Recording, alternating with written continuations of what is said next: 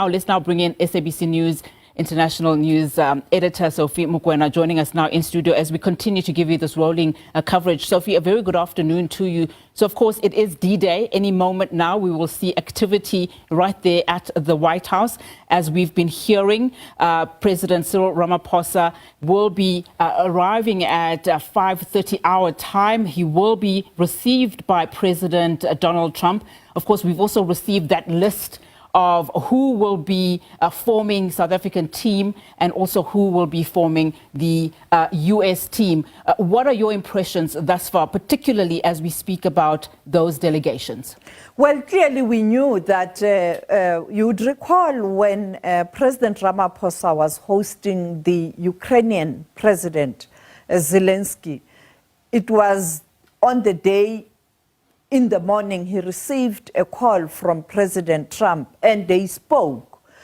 As I indicated at that time, that one thing that I had was that during that telephone conversation, towards the end, he requested that President Ramaphosa must bring the golfers from South Africa because President Trump has many friends in South Africa in that sport.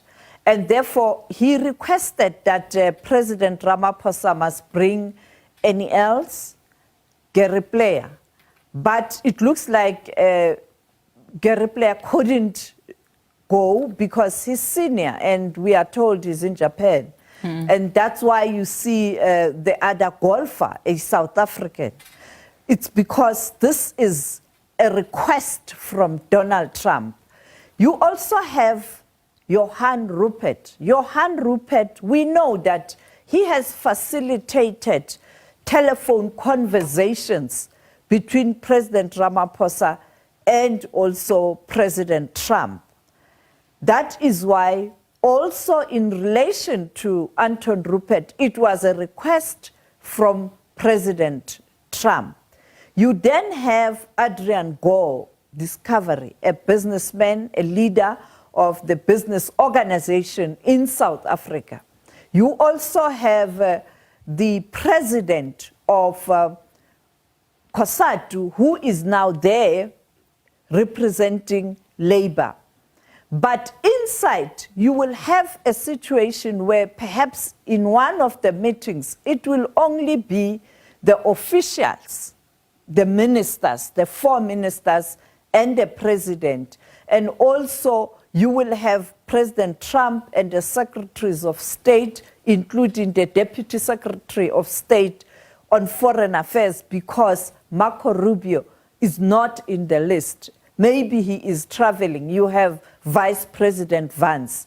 Now, you can see that in relation to South Africa as well, there's what we call hard diplomacy. There's also soft diplomacy. Soft diplomacy, it's the role played by ordinary South Africans or ordinary people in that particular country. You used soft diplomacy in sports, in arts, because they can broker peace. You know, President Mandela believed in sports diplomacy so much because he believed that sports does unite people. And therefore, I think because it is a working visit, it is not a state visit, you then have different people with different roles, both hard foreign diplomacy and also your soft power with soft diplomacy. And the soft power, you only get it when you interact in sports or in culture or in other activities because you build relationships. So basically, that's my analysis in relation to the Team SA. But remember, as I pointed out, the 3 in particular, any else, Retief Goosen, and also Johan Rupert. It is a request from Donald Trump. Absolutely. Well, let me bring in, Sophie, Dr. Kingsley Makubela. He is a risk analyst and a former diplomat himself, joining us on our video link. Dr. Makubela, a very good afternoon to you, and thank you so much for your time. Of course, as you know, we are monitoring those visuals coming through from Washington, D.C., and we will take our viewers there as soon as it happens. We're watching very closely there. But as you were listening to Sophie Mokoena just unpack the kind of strategy that we are likely to see being taken by Team SA in as far as these talks are concerned, just give us your views in terms of how you see these bilateral talks just unfolding before us, of course, notwithstanding the concerns that are linked to this very crucial and important meeting. You know, Unati, thanks very much. The advantage that Ramaphosa has now is that the substantive discussion meeting will take place before the Oval Office engagement with the press. I hope the president will be able to persuade Trump in terms of what needs to be communicated, things that they agree on and things that they don't agree on, and leave things that they don't agree on and articulate what they have agreed on and the consensus they've reached around those issues. I think that's a big, big advantage that ought to be utilized by President Ramaphosa. You know, the involvement of very distinguished golfers like, Johan Rupert himself is a good golfer. Any else is distinguished, and Retief Hussein, they're very distinguished golfers who are really playing in the US PGA, the seniors. So they are very useful. Donald Trump has a great deal of respect for golfers. The president himself is a golfer. I'd hope that maybe they would have a round of golf with Donald Trump, where some of this tension could be taken off hitting the small little ball around the course. Maybe it would have helped. But the tension will be gone by the time they go to the Oval Office. That's a big, big advantage for the president. And I mean, just following that, Sophie, we heard a little bit from Kate Fisher that in terms of the procedure that will be followed, in as far as, you know, do you have lunch first before you actually go to the Oval Office? It's not something that has been seen in the past happen. Do you also think that is, in a way, because of the concerns around the tonality of this particular meeting, particularly when you have the media in that Oval Office, it will, in a way, you know, soften those kinds of discussions ahead of those bilateral talks? In terms of the South African delegation, as the ambassador has pointed out, you have Trump's friends. These are his friends. And you would expect that when your friends are in your house, you will have to extend a particular reception to them. So because you have these golfers who are Trump's friends, you know, they always have engagement in the golf course, you expect him to extend that kind of a reception. And as the ambassador has pointed out, it then does help also to take out the room temperature a bit. You can't guarantee that it's not going to happen, but at least he can see people he knows very well and relate very well with them, and he might change the tone in between, but he will still be the Donald Trump we know. There's no way he's going to be a different Donald Trump, but it does help, as Kate has indicated. I mean, I also observed the president's arrival. People didn't notice that red carpet and the reception at the airport.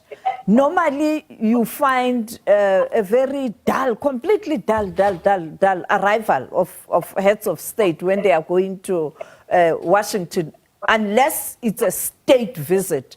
During the state visit, that's where you see this pomp and ceremony.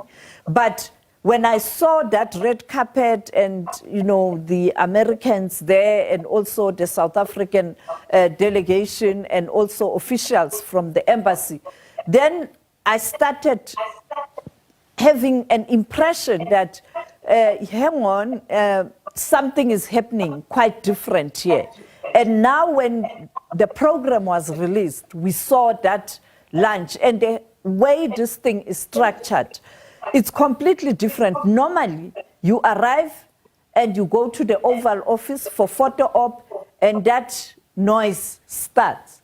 And you end up perhaps like it happened with Zelensky, not going in a private meeting to discuss, because after that standoff, Zelensky left. He didn't have time to discuss with President Trump. And therefore, I think the arrangement is quite different. But when you have your friend there, how can you embarrass your friend?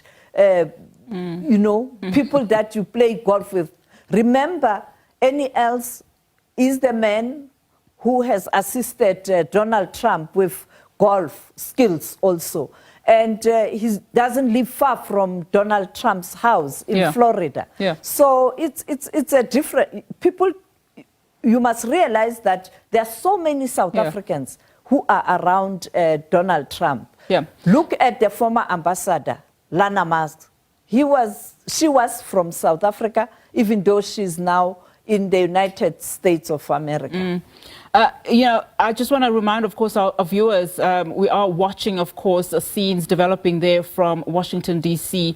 That is a door, a view of Washington, of the White House, of course. Any moment now, we are expecting movement there. As you know, at 5:30, we're being told that President Trump will be receiving President Ramaphosa, of course, watching that closely. He will then move into a room where he will be signing a visitor's book. Correspondent Sherwin Bryce-Peace, of course, has been monitoring developments here in Washington for us for some time now. Sherwin, of course, any moment now, we are expecting to see President Cyril Ramaphosa arriving there. Speak to us about what's the mood like there, and what are we waiting for? What are we likely to see in the next few moments?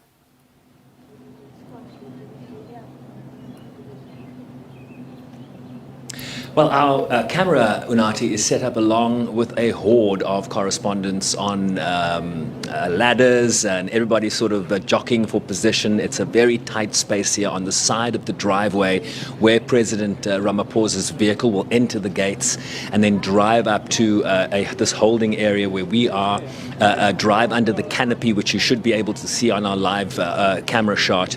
And President Trump will then emerge at the door, we imagine, to welcome President Ramaphosa, and then they will go in behind the closed doors. We will then disassemble and go inside into a holding waiting area, as you correctly pointed out. The president will sign a visitor's book.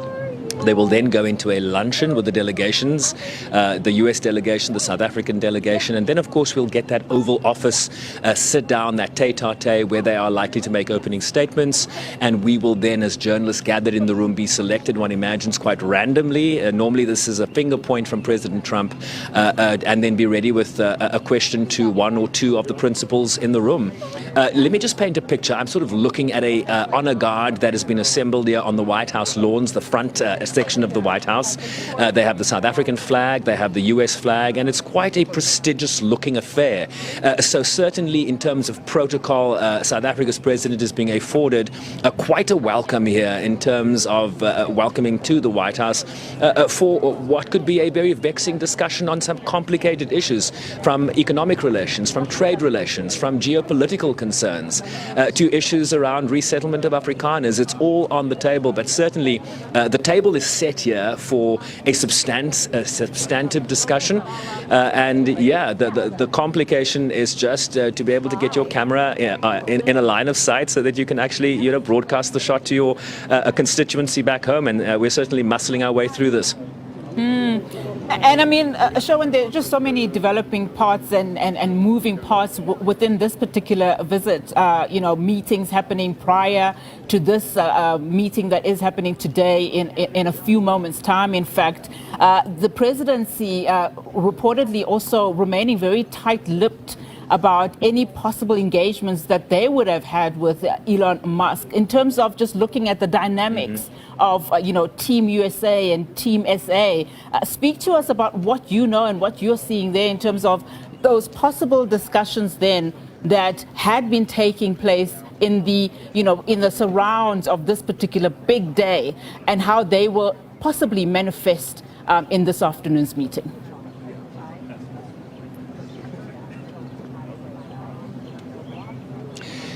You make an excellent point. A lot of the information in terms of who's meeting who, sort of in the prelude to the president's arrival, has been very closely held by the president's interlocutors here. We just, for example, a few hours ago got the lineup in terms of the delegations, right? Johan Rupert is part of the South African delegation.